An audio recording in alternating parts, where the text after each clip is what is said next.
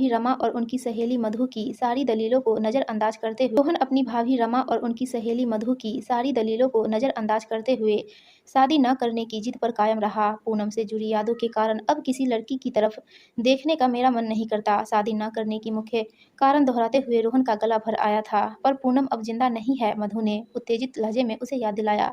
जिंदगी में हुए किसी एक हादसे के कारण इंसान को अपनी जीवन धारा को रोक नहीं देना चाहिए।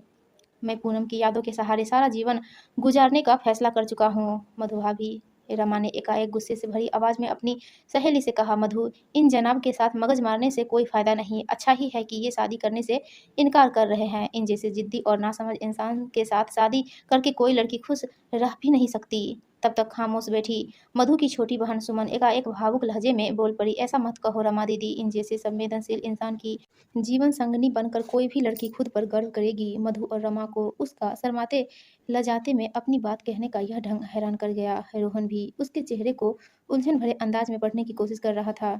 सुमन, तुम तो पूनम से जुड़ी सारी कहानी अच्छी तरह जानती हो। अगर तुम्हारे लिए इसका रिश्ता आए तो क्या तुम हाँ कह दोगी? कुछ देर की खामोशी के बाद रमा ने मजाकिया लहजे में सुमन से यह सवाल पूछ ही लिया। मैं तो फौरन हाँ कह दूंगी। सुमन ने भावुक लहजे में ऐसा जवाब दिया तो तीनों को यह बात एकदम समझ आ गई कि वह रोहन को मन ही मन प्यार करने लगी है। लता ने इस बार संजीदा होकर अगला सवाल पूछा। यह तो बता कि तूने ऐसा क्या खास गुण देख लिया रोहन में जो इसे अपना दिल दे बैठी? सुमन भावुक लहजे में बोली। कुछ दिन पहले जब दीदी की बेटी नेहा की तबीयत खराब हुई तो इनसे उसकी पीड़ा नहीं देखी गई थी। सबके रोकने के बावजूद ये ही उसे फौरन अस्पताल ले गए थे। भाभी, आप या दीदी वक्त बेवक्त इन्हें कुछ भी काम बताओ, ये उन्हें करने में बिल्कुल नानुकुर नहीं करते। गुस्सा तो जैसे इनके स्वभाव में है ही नहीं। सबसे हंसकर मिलते हैं। मैंने इन्हें गरीब लोगों से भी हमेशा प्यार और इज्जत के साथ पेश आते देखा है। इनकी तो जितनी तारीफ की जाए कम है। रोहन ने कहा। ऐसी बातें सोचने का कोई फायदा नहीं, क्योंकि मुझे तो कभी शादी ही नहीं करनी है। इस मामले में मेरा अपने दिल पर कोई नियंत्रण नहीं रहा है। सुमन ने शर्माते हुए जवाब दिया। तुम पागल हो क्या? क्यों इन सबकी हंसी का पात्र बन रही हो? आप जैसा संवेदनशील और नेक दिल जीवन साथी मुझे ढूंढने पर नहीं मिलेगा। वह अपनी धुन में बोली, मानो उसने रोहन की बात सुनी ही न हो। रोहन को बिल्कुल नहीं सोचा कि वह सुमन के आगे क्या कहे। उसे यूं बेबस देख मधु और रमा खुलकर मुस्कुराए जा रही थी। मधु, मुझे तो तेरी छोटी बहन को अपनी देवरानी बनाने में कोई एतराज नहीं। भाभी प्लीज, हम अभी आए। ऐसा कहकर रोहन ने सुमन का हाथ पकड़ा और उसे उनके बीच से उठाकर बाहर लॉन में ले आया। तुम सबके सामने ऐसी पागलपन वाली बातें करके अपना और मेरा मजाक मत उड़वाओ। रोहन नाराज नजर आ रहा था। आप इस दुनिया को छोड़कर जा चुकी पूनम के अलावा किसी और लड़की से प्रेम नहीं करते हो ना? सुमन एकदम संजीदा हो गई। नहीं तो मुझसे शादी कर लो। तुम मेरी मजबूरी समझो प्लीज। मैं पूनम को प्यार करता था, करता हूँ और करता रहूंगा। मुझे बिल्कुल आपके जैसा ही जीवन साथी चाहिए। अपनी मृत प्रेमिका के प्रति आप अगर इतने वफादार हो तो यकीनन मेरे प्यार के प्रति भी पूरी तरह से ईमानदार और वफादार रहोगे। मैं पूनम से कभी बेवफाई नहीं करूंगा। नाराजगी भरे अंदाज में उठकर रोहन अपने घर की तरफ चल और मेरा दिल कह रहा है कि हमारी शादी जरूर होकर रहेगी। सुमन की इस बात का कोई जवाब देने के लिए रोहन रुका ही नहीं था। रोहन का दिल जीतने की कोशिशें सुमन ने उसी दिन से बड़े उत्साह के साथ शुरू कर दी। पड़ोस में घर होने के कारण वह सुबह शाम खूब सज धज कर रोहन से मिलने पहुंच जाती। मैं कैसी लग रही हूँ? रोहन के सामने आती ही वह उससे यह सवाल तब तक पूछती रहती जब तक वह उसकी तारीफ नहीं कर देता। उसका हर काम भाग भाग कर खुद करती। उसके साथ ज़्यादा से ज़्यादा समय बिताने के लिए वह अक्सर रात का खाना उसी के घर खाने लगी थी। वह अक्सर अपने धुन में गाती हुई दोनों घरों में घूमती नजर आती तो रोहन के अलावा सब खूब दिल खोलकर हंसते। परेशान रोहन हर किसी से फरियाद करता, कोई इस पगली को समझाओ प्लीज, यह अपनी भावनाओं पर काबू रखे, नहीं तो बाद में इसे दुख होगा। उसे समझाना हमारे बस की बात नहीं। वह तो तुम्हारे प्यार में पागल हो चुकी है। रोहन हर किसी से कुछ ऐसा ही जवाब पाकर रोहन की खींच निरंतर बढ़ती जाती थी। आने वाले कुछ दिनों में सुमन ने अपने उत्साहपूर्वक व्यवहार से रोहन के पिता हरीश, माँ अनीता और बड़े भाई मोहन के दिलों को भी जीत लिया। उन सबके मन में यह उम्मीद बंध गई कि कभी शादी न करने के रोहन के फैसले को शायद सुमन बदलने में कामयाब हो जाएगी। सुमन की माँ लता ने साहिल नाम के एक अमीर लड़का के साथ सुमन का रिश्ता पक्का करने का मन बना रखा था। जब सुमन के रोहन को दिल देने की खबर उनके कानों तक पहुंची तो वे अपने पति उमेश के साथ अगले ही दिन कोलकाता आ गई। सुमन को सामने बैठाकर उन्होंने सख्त लहजे में उसे समझाना शुरू किया। शादी के बाद किसी भी लड़की की खुशियां सुनिश्चित करने में पैसा बहुत महत्वपूर्ण भूमिका निभाता है। तुझे तो इस बात से खुश होना चाहिए कि इतने अमीर घर की बहू बनने का मौका मिल रहा है।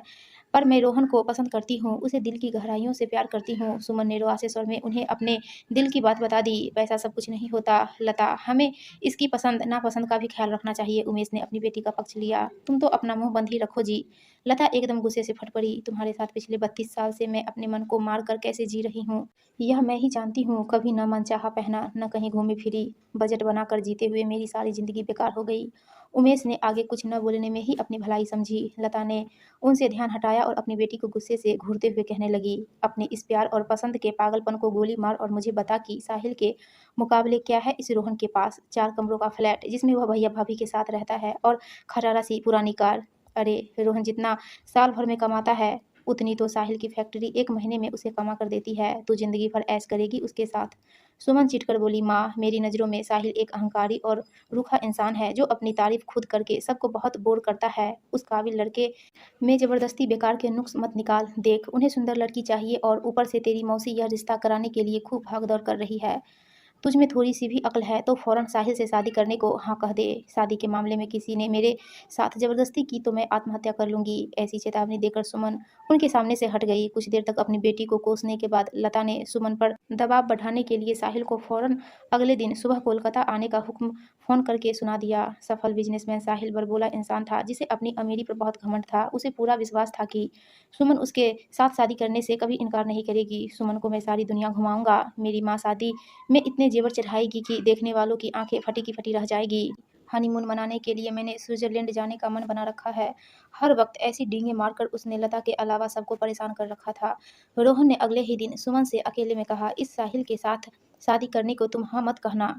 वह बोर इंसान तुम्हें अपने ढंग से कभी जीने नहीं देगा। मैं तो आपकी हमसफर बनना चाहती हूँ पर आप है कि वह बात मत शुरू करो प्लीज। मैं तुमसे शादी नहीं कर सकता। रोहन ने उसे फौरन टोक दिया। आप मेरी आंखों में देखो और बताओ कि वहाँ आपको अपने लिए गहरा प्यार दिखाई दे रहा है या नहीं। सुमन एकदम से रोहन के बहुत करीब आ गई थी। वह सब तो ठीक है पर पूनम के साथ आपने सच्चा प्यार किया है पर अब वह इस दुनिया में नहीं है। उसकी यादों से जुड़े रहकर मेरे सच्चे प्रेम को अपने दिल में जगह न देने का फैसला करना कहाँ की समझदारी है। सुमन का गला एकदम से भर आया। मैं मजबूर हूँ तो मैं भी मजबूर हूँ। अगर आपने हाँ नहीं की तो मैं परसों शाम को होने वाली अपने जन्मदिन पार्टी में साहिल के साथ शादी करने को हाँ जरूर कह दूंगी। सुमन ने अपना फैसला सुनाने के बाद भावुक अंदाज में उसका हाथ चूमा और अपने कमरे की तरफ चली गई।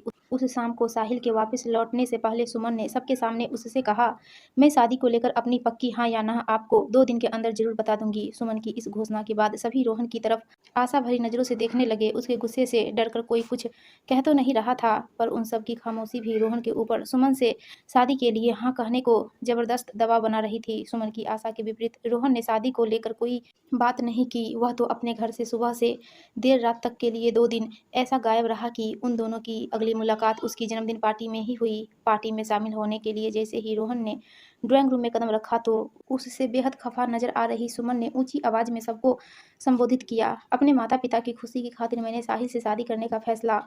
रोहन ने ऊंची आवाज में टोक कर उसे अपना वाक्य पूरा नहीं करने दिया। सुमन, तुम उस घमंडी इंसान के साथ कभी खुश नहीं रह सकोगी तो आप क्यों परेशान हो रहे हैं। गुस्सा करना भूलकर सुमन एकदम से रुआसी हो उठी। रमा ने भी चुभते लहजे में अपने देवर को डांटा, यह बिल्कुल ठीक कह रही है। तुम्हारे प्रेम में पागल इस प्यारी सी भोली सी इस सुंदर लड़की के सुख दुख की तुम्हें कोई चिंता करने की जरूरत नहीं है। तुम तो जिंदगी भर अपनी मृत महबूबा को नाराज न करने की फिक्र ही करते रहना। अब बस भी करो भाभी।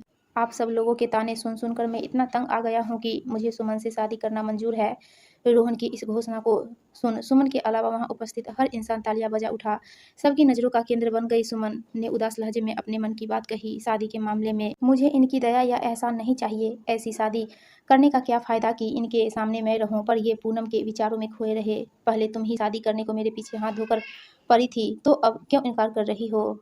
रोहन ने उसके पास आकर मुस्कुराते हुए पूछा, मुझे लगता है कि मेरे साथ शादी करने का फैसला आपने खुश होकर नहीं किया है। मेरे मन में क्या है अब यह भी तुम बतलाओगी। मुझे ही क्या, यह तो सबको पता है कि आपके दिलो दिमाग पर पूनम का कब्जा है। तो तुम्हारे साथ साथ और सब भी कान खोलकर सुन लो कि पूनम ने ही मुझे तुमसे शादी करने की इजाजत दी है। रोहन ने अपना पर्स खोलकर सबको दिखाया। पर्स में अब तक पूनम का फोटो सभी ने लगा देखा था पर इस वक्त वहां सुमन की तस्वीर लगी नजर आई। एकाएक बेहद भावुक होकर रोहन सुमन से बोला, पूनम ने ही कल रात मुझे देर तक समझाया कि अब से तुम मेरे सुख दुख का ख्याल रखोगी। कल रात के बाद से मैं आंखें बंद करता हूँ तो उसकी जगह अब मुझे तुम नजर आती हो। मुझसे शादी न करके क्या तुम पूनम को कष्ट पहुंचाना चाहोगी। मैं भला ऐसा गलत काम क्यों करूँगी, हमारी शादी ज़रूर होगी। सुमन किसी छोटी बच्ची की तरह खुशी से तालियां बजाती उछली और फिर शर्माते हुए रोहन के गले से जा लगी। दोस्तों, आपको ये कहानी अच्छी लगी तो प्लीज़ वीडियो को लाइक करें और चैनल को सब्सक्राइब